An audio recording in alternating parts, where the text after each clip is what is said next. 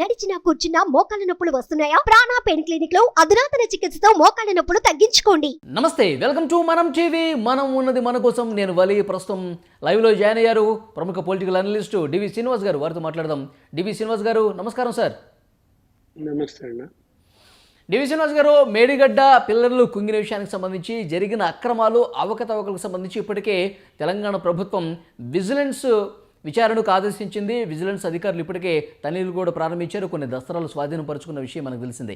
అయితే కాంగ్రెస్ మొదటి నుంచి డిమాండ్ కూడా సార్, సిట్టింగ్ జడ్జితో విచారణ జరిపించాలని పదే పదే చెప్తున్నారు. కానీ ఇప్పుడు అది ప్రారంభం కాల. సిట్టింగ్ జడ్జితో విచారణ ఉంటుందా ఉండదా పెద్ద క్వశ్చన్ మార్కు. ఎట్లా చూడాలి సార్? కాళేశ్వరం ప్రకంపనలు మనం ఎన్నికల ముందు చూసాము. ఇప్పుడు ఎన్నికలు అయిన తర్వాత రేవంత్ రెడ్డి నేతృత్వంలోని తెలంగాణ ప్రభుత్వం కాళేశ్వరంపై విచారణకు కట్టుబడి ఉంది. అందుకే మరి మనం లేటెస్ట్ గా చూసాం ఏంటి, హైకోర్టు చీఫ్ జస్టిస్ కి లేఖ రాశారు సిట్టింగ్ జడ్జిని కేటాయించమని. జడ్జి నియామకం అది లాంగ్ ప్రాసెస్ కాబట్టి ఈ లోపు ప్రజల్లో ఏమన్నా అపోహలు అనుమానాలు ఉంటే తొలగించడం కోసమే ఇంకా మిగతా ప్రాథమిక దర్యాప్తు కూడా ప్రారంభమైపోయింది. నిన్న చూసాం విజిలెన్స్ దాడులు కూడా జరిగాయి. ఏది జల సౌధ మురళీధర్ ఈఎన్సి ఆఫీస్ పైన, తర్వాత 10 ఇరిగేషన్ ఆఫీసులన్నిటిపైన కూడా నిన్న విజిలెన్స్ దాడులు జరిగాయి. రికార్డులన్నీ కూడా స్వాధీనం చేసుకోవటం, సోదాలు, తనిఖీలు ఇవన్నీ చూస్తున్న దీంట్లో అంటే కాళేశ్వరం విషయంలో కాంగ్రెస్ ప్రభుత్వం ఎట్టి పరిస్థితుల్లో వెనక్కిపోయే ప్రసక్తి ఏమీ కనపడతలేదు. ఎందుకంటే మొన్న ఆల్రెడీ మంత్రుల బృందం వెళ్లి సందర్శించింది. ఏది మేడిగడ్డ అక్కడ పిల్లర్లు కుంగిన ప్రదేశానికి వెళ్లి పరిశీలన చేసి వచ్చారు, చూశారు. ఇప్పుడు జరిగింది డ్యామేజీ తీవ్రం, అదేదో కప్పిపుచ్చి దానివల్ల నష్టమేది జరగలేదు అనే భ్రమలు కల్పిస్తే జరిగేది కాదు. ఈ పరిస్థితుల్లో అక్కడ ఏంటంటే అది కేవలం 1,00,000 కోట్ల ప్రాజెక్టుగానే దాన్ని చూడటం కాదు, కొన్ని లక్షల కుటుంబాలు దానిపైన ఆధారపడి ఉన్నాయి మనుగడ. ఏది ప్రాజెక్టు వల్ల ఏదన్నా జరగకూడనిది జరిగితే ఆ భయోత్పాతానికి, ఆ మానవ నష్టానికి కూడా వీళ్ళు బాధ్యత వహించాల్సి వస్తుంది, జన నష్టానికి కూడా. కాబట్టి ప్రభుత్వం దీంట్లో ఎటువంటి వెనుకంజ వేసే ప్రసక్తే లేదు. దర్యాప్తు నిష్పాక్షికంగా జరగాలని కోరుకుందాం. అయితే సార్, ఇప్పుడు సిట్టింగ్ జడ్జితో విచారణ చెప్పి మొదటి నుంచి దానికి కమిట్ అయింది గవర్నమెంట్. అధికారంలోకి వచ్చిన వెంటనే రేవంత్ రెడ్డి గారు కూడా చెప్పారు సిట్టింగ్ జడ్జితో విచారణ జరిపిస్తామని. కానీ అడుగైతే నిన్న లేఖైతే రాశారు, కానీ ఏమైనా డిలే అయ్యే అవకాశం ఉందా? లేకపోతే అసలు సిట్టింగ్ జడ్జితో విచారణకు ప్రధాన న్యాయమూర్తి ఏమైనా నిరాకరించే పరిస్థితి కనిపిస్తుందా? జరగకపోతే మళ్ళీ అనుమానాలు రేకెత్తే అవకాశం ఉంది. రేవంత్ రెడ్డి, కేసీఆర్ ఏమైనా కుమ్మక్కవుతున్నారా, విజిలెన్స్ తనిఖీలతో మమా అనిపిస్తారా అని? సిట్టింగ్ జడ్జిని నిరాకరిస్తే రిటైర్డ్ జడ్జిని కేటాయిస్తామని చెప్తారు. ఏది సీజే నుంచి వచ్చే లేఖ ఎలా ఉంటుందంటే, మా దగ్గర పని తీవ్రత ఎక్కువగా ఉంది కాబట్టి సిట్టింగ్ జడ్జిని కేటాయించలేకపోతున్నాం, మీకు అవసరం అయితే విశ్రాంత న్యాయమూర్తిని ఇస్తామంటారు. అప్పుడు ప్రభుత్వం కూడా దానికి యాక్సెప్ట్ చేస్తుంది. ఏది సిట్టింగ్ జడ్జి మాకు ఇవ్వలేదు కాబట్టి రిటైర్డ్ జడ్జి ద్వారా కమిటీ ఏర్పాటు జరుగుద్ది తప్ప దానిలో జాప్యం ఏమీ లేదు, జరగదని మనం అనుకుంటున్నాం.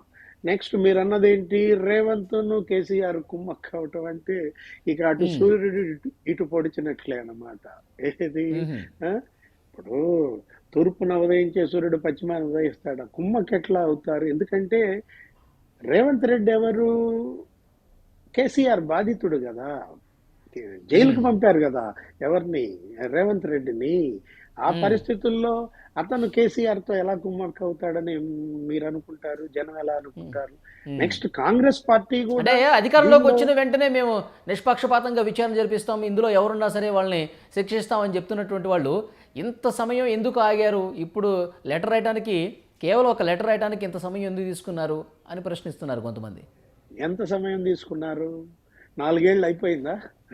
రేవంత్ రెడ్డి ముఖ్యమంత్రి అయిపోయి 4.5 ఏళ్ళు అయిపోతే ఏంటని అనగచ్చు. ఇంకా వాళ్ళ కాళ్ళ పారాణి కూడా ఆరలేదు కదా. ఒక సెషనే జరిగింది, శాసనసభ ప్రమాణ స్వీకారాలు చేసి ఎన్నాళ్ళు అయింది? నెల 15 రోజుల్లో లెటర్ రాయటం అంటే అదేం ఆషామాషి వ్యవహారం కాదు. వాళ్ళకి ఏంటి, కేవలం కాళేశ్వరమే కాదు కదా, వాళ్ళ టాస్క్ ఏంటి, రేపొద్దున పార్లమెంటు గెలుపు. రేపు రాబోయే పార్లమెంట్ ఎన్నికల్లో కాంగ్రెస్ పార్టీని గెలిపించాలా, దానికోసం ఓకే. ప్రజలకి వాళ్ళు ఇచ్చినటువంటి హామీలు నెరవేర్చాలి. అందుకే ముందు 6 గ్యారంటీలు తీసుకున్నారు. ఏది ప్రైమరీగా 6 ఓకే. గ్యారంటీల్లో 2 గ్యారంటీలు చేశారు, మిగతా 4 గ్యారంటీలకి 100 రోజులు టాస్క్ పెట్టుకున్నారు. నెక్స్ట్ ఇక కాళేశ్వరం ఇప్పుడు టేకప్ చేశారు. కాళేశ్వరం ఉమ్, మంత్రుల బృందం వెళ్ళింది, లేఖ రాశారు. విజిలెన్స్ దాడులు జరుగుతున్నాయి కదా, అవును.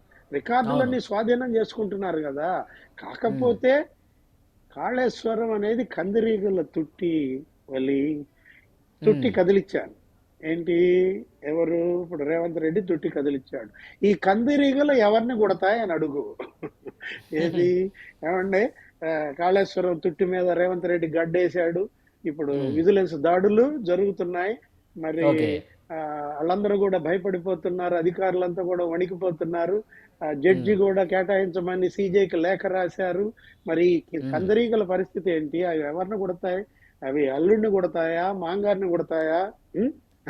హరీష్ ఉమ్. రావు మీద పడతాయా, లేకపోతే కేసీఆర్ మీద పడతాయా? ఇరిగేషన్ మినిస్టర్స్ వాళ్లే కదా అవును. బీఆర్ఎస్ సరే, ఇప్పుడు హయాంలో. సిట్టింగ్ జడ్జితో విచారణ జరిపించినా సరే అది కుదరదు, రిటైర్డ్ జడ్జితో విచారణ జరిపిస్తామని చెప్పిన ఎప్పట్లోగా విచారణ కంప్లీట్ అయ్యే అవకాశం ఉంది సార్? గత అనుభవాలు ఏం చెప్తున్నాయి? అంటే 6 నెలల లోపు పూర్తి స్థాయిలో విచారణ బయటకు వచ్చే అవకాశం ఉందంటారా? ఇప్పటికిప్పుడు కేసీఆర్ మీద విచారణ పూర్తి చేసి ఆయన జైలుకు పంపటం, హరీష్ రావుని జైలుకు పంపటం ఇది కాదు కదా. అది ప్రాసెస్ ఉమ్, జరుగుతూ ఉంటది. ఏది, అది ఎప్పటికీ ఒక 1 ఇయర్ పట్టొచ్చు. ఎంక్వైరీలు జరుగుతాయి. దాని మీద నీకు నిపుణుల కమిటీ ఒకటి నియమిస్తారు దీని తర్వాత. ఏది, అవును. ఒకవైపు ఏమో సిట్టింగ్ జడ్జితో విచారణ, మరొక వైపు ఏమో ఇంజనీరింగ్ నిపుణులతో కమిటీలు ఉంటాయి. కవిత అడిగింది కదా, ఏమని, మంత్రుల బృందం ఎందుకు అక్కడికి వెళ్ళటం, వెళ్లాల్సింది నిపుణులు కదా, నిపుణుల ఉమ్. కమిటీ వెళ్లకుండా మీరు మంత్రుల బృందాన్ని పంపుతారేంటి అని కేసీఆర్ అంటే కుమార్తె ఛాలెంజ్ మంత్రులు చేసింది. తెలుసుకోవాల్సిన అవసరం లేదంటారా అంటే కవిత మంత్రులు ఉద్దేశం? వెళ్తారు, ఎమ్మెల్యేలు వెళ్తారు, నిపుణులు వెళ్తారు, అందరూ వెళ్తారు. విజిలెన్స్ ఉమ్, దాడులు జరుగుతున్నాయి, అన్ని రకాల ఎంక్వైరీలు జరుగుతాయి. ఇప్పుడు ఉమ్, మొన్న మాజీ గవర్నర్ కలిశారు, ఎవరిని, కేసీఆర్ ని. అవును. ఆయన నరసింహన్ గారు కాలు, కలిసారుగా. ఆ, నాకు ఒకటి గుర్తొచ్చింది. ఇదే నరసింహన్ గతంలో ఏమన్నారో తెలుసా, కేసీఆర్ పేరు మార్చేశాడు ఆయన. ఏంటి, కల్వకుంట్ల చంద్రశేఖరరావు పేరు కాస్త కాళేశ్వరం చంద్రశేఖరరావు అన్నాడు. ఒక ఇప్పుడు సభలో ఆ ఇదే కాళేశ్వరమే ఇదే ఇదే హెడ్లైన్ అవుతుంది. ఆ, ఇప్పుడు అదే గవర్నర్ ఏమన్నారంటే హరీష్ రావు పేరు కూడా మార్చేసాడు. హరీష్ రావుని ఏమన్నాడు, కాళేశ్వరరావు అన్నాడు. ఉమ్, భవిష్యత్తు తరాలు హరీష్ రావుని కాళేశ్వరరావుగా చెప్పుకుంటాయి, భవిష్యత్ తరాలు కేసీఆర్ ని చంద్రశేఖర్ గా చెప్పుకుంటాయి అంటూ ఉమ్, కల్వకుంట ఇంటి పేరే కాళేశ్వర్ ఆయన మార్చిన పరిస్థితుల్లో నిన్న గవర్నర్ వెళ్ళేసరికి అది గుర్తొచ్చింది. ఏది, ఉమ్, కాళేశ్వరరావు సంగతి ఏమో గాని, కాళేశ్వర చంద్రశేఖరరావు సంగతి ఏమో గాని, ఆ కాళేశ్వరమే వాళ్ళ మెడకు చుట్టుకుంటోంది. ఆ, అవును. నరసింహం గారు, ఎవర్ ఉమ్, షర్ట్లెస్ నరసింహన్ ఏదో అనేవాళ్ళు ఆయన్ని. ఈఎస్ఎల్ నరసింహన్, మీరు ఆహా. ఎవర్ షర్ట్లెస్ అది సంగతి తీసేయండి, ఇక్కడ వీళ్ళ షర్టులు అనేవి కూడా లెస్ అయ్యేటట్టున్నాయి ఓకే. అనిపించింది అన్నమాట. ఎట్టి ఉమ్, పరిస్థితుల్లో కూడా కాళేశ్వరం ఎంక్వైరీ, కాళేశ్వరం యొక్క లోతుపాతులన్నీ బయటకు తీయకుండా రేవంత్ వెనక్కి తగ్గే ప్రసక్తి లేదు. ఎందుకంటే ఇది కాంగ్రెస్ హైకమాండ్ డెసిషన్. మీరు ఓకే. రాహుల్ గాంధీ స్పీచెస్ విన్నారు కదా, రాహుల్ ఏ ఉమ్, విధంగా మాట్లాడాడు, కాళేశ్వరం వెళ్ళి చూశాడా? రాహుల్ కూడా వెళ్ళి చూశారు కదా. అవును. గతంలో శ్రీధర్ బాబు రాహుల్ గాంధీని కూడా తీసుకెళ్లి చూపించారు మేడిగడ్డ, అవును. అన్నారం, ఇవన్నీ కూడా. అవినీతిని కప్పి పెట్టడం ఎవరి వల్ల కాదు వల్లి. అవినీతి ఉమ్. గబ్బు చాలా తీవ్రంగా ఉంటుంది. ఏది, అక్కడ అవినీతి జరిగిందా లేదా అది వేరే విషయం. అవినీతి కనుక ఇప్పుడు ఆ డిజైన్లు జరిగితే కూడా కేసీఆర్ ఇచ్చిన డిజైన్లు ఏంటి కదా సార్? ఆయనే ఒక ఇంజనీర్ అవతారం ఎత్తి ఆయన ఇచ్చిన డిజైన్లని రూపొందించుకొని నిర్మాణం జరిగిందని చెప్తారు. ఆయనే చెప్పాడు, ఇది చెప్పుకోవటం కాదు. అసెంబ్లీలో వాళ్ళంతా ఏ డిజైన్లు ఇచ్చారు, వాళ్ళ డిజైన్లు కాదని నేనే డిజైన్ తయారు చేశాను అని కేసీఆర్ గారే శాసనసభలోనే అన్నారు. ఉమ్, గతంలో ఈ పరిస్థితుల్లో డిజైన్ ఎవరిచ్చారు ఏంటి, అక్కడ ల్యాండ్ క్వాలిటీ ఏంటి, అక్కడ భూ అవును. పటిష్టత పైన అక్కడ లేయర్స్ ఉంటాయి కదా, ఆ మృత్తిక, ఆ ఆ అవును. అంతర్భాగంలో అదంతా కూడా ఏదో బొగ్గు ప్రాంతం అంటున్నారు. ఆ? ఉమ్, అదేంటి సింగరేణి మైన్స్ కిందకే వస్తుంది అనుకుంటాను.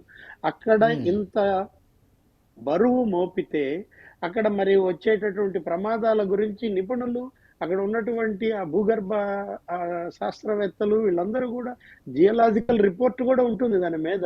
ఇవన్నీ అవును. బయటికి రావాలి. అటు జియోలాజికల్ రిపోర్టు, ఇటు ఇంజనీరింగ్ రిపోర్టు, ఉమ్, నెక్స్ట్ మంత్రుల బృందం, ఉత్తమ్ కుమార్ రెడ్డి వీళ్ళందరి రిపోర్టు, నెక్స్ట్ అల్టిమేట్ గా ఏంటది మీరు చెప్పే సిట్టింగ్ జడ్జా లేకపోతే రిటైర్డ్ రిటైర్డ్ జడ్జా. జడ్జా, ఆయన ఇచ్చేటటువంటి రిపోర్టు అది అవును. చివరిది ఈ రిపోర్ట్స్ అనమాట. అన్నీ బయటికి వీటన్ వచ్చేసరికి ఒక సంవత్సరం అవుతుందేమో సార్. సంవత్సరం తర్వాత పూర్తిగా వీటన్నిటిని వివరాలు బయటకు వస్తే ఇప్పుడు ఎవరు లోపలికి వెళ్తారు, ఎవరిని లోపలేయాలి, ఈ విషయాలన్నీ కూడా అప్పుడు తేలుతాయి అంటారు. అప్పటిదాకా బీఆర్ఎస్ ఉనికి నిలబడాలి. ఏంటి, ఈ లోపే బీఆర్ఎస్ ని గనక బీజేపీ కాంగ్రెస్ కబళించేసినాయి అనుకో, ఆ? ఉమ్, ఇప్పుడు రేపు పార్లమెంట్ ఎన్నికల్లో గనక బీఆర్ఎస్ గౌరవప్రదమైన స్కోర్ చేయకపోతే 2 ఉమ్, సీట్లకో 3 సీట్లకో పరిమితం అయితే ఉమ్, బీఆర్ఎస్ అది మనుగడే ప్రశ్నార్థకం అవుతుంది. బీఆర్ఎస్ గనక అటు సగం బీజేపీకి సగం కాంగ్రెస్ కి గనక ఇదైపోతే ఇంకేం మిగులుతుంది? కాబట్టి ఇవాళ తెలంగాణ ప్రజలైనా భారత రాష్ట్ర సమితి కార్యకర్తలు నాయకులైనా ముందు బీఆర్ఎస్ యొక్క ఆ, ఎన్నాళ్ళు అది మనగలుగుతుంది, దాన్ని ఎంత బలోపేతం చేయగలం, పార్టీని ఉమ్, సంస్థాగతంగా నిర్మించుకోవాలి. ఆ దిశగానే ఉమ్. కేటీఆర్ కూడా మీటింగ్స్ సార్ ఫైనల్గా ఒక పెడుతున్నాడు. విషయం చెప్పండి. ఎన్నికల ప్రచారంలో రేవంత్ రెడ్డి గారు చాలా క్లియర్గా చెప్పారు, చర్లపల్లిలోనో చెంచలగూడలోనో జైలు గుర్తులేదు కానీ అందులో డబుల్ బెడ్రూమ్ మాత్రం కల్వకుంట్ల ఫ్యామిలీకి ఉంటుంది, అన్ని విచారణలు చేస్తాం మా ప్రభుత్వం వచ్చాక అన్నారు. పరిస్థితి అలాగే కనిపిస్తుంది అంటారా? నెక్స్ట్ జరగబోయేది అదేనా? అంతే కదా. ఇప్పుడు డబల్ బెడ్రూమ్ నిర్మాణంలో వైఫల్యం, ఆయన ఏం చెప్పారు, ఏమి చేశారు? అందరికీ డబల్ బెడ్రూమ్ ఇళ్ళు ఇస్తాను అని చెప్పినటువంటి ఆయన కట్టిన ఇళ్ళు కూడా ఇవ్వలేని పరిస్థితుల్లో మొన్న ప్రజా తీర్పు తనకెంత వ్యతిరేకంగా వచ్చిందో మనం చూసాం. ఏది, ఉమ్, తెలంగాణ తెచ్చాను పులినోట్లో తలబెట్టాను అన్నటువంటి ఆయన పార్టీకే మరి 39 సీట్లకే పరిమితం చేశారు. మళ్ళా ఉమ్, 39 సీట్లు కాపాడుకోవాలి, 39 సీట్లని మళ్ళా ఆయన గతంలో ఉన్న 83 సీట్లకి తీసుకువెళ్ళాలి. ఉమ్, ఆయన ఆరోగ్యం ఒకటి దెబ్బతింది. ఈ పరిస్థితుల్లో పార్టీ నిలబెట్టాల్సిన బాధ్యత బావబామర్దులు తీసుకోవాలి. ఎవరు?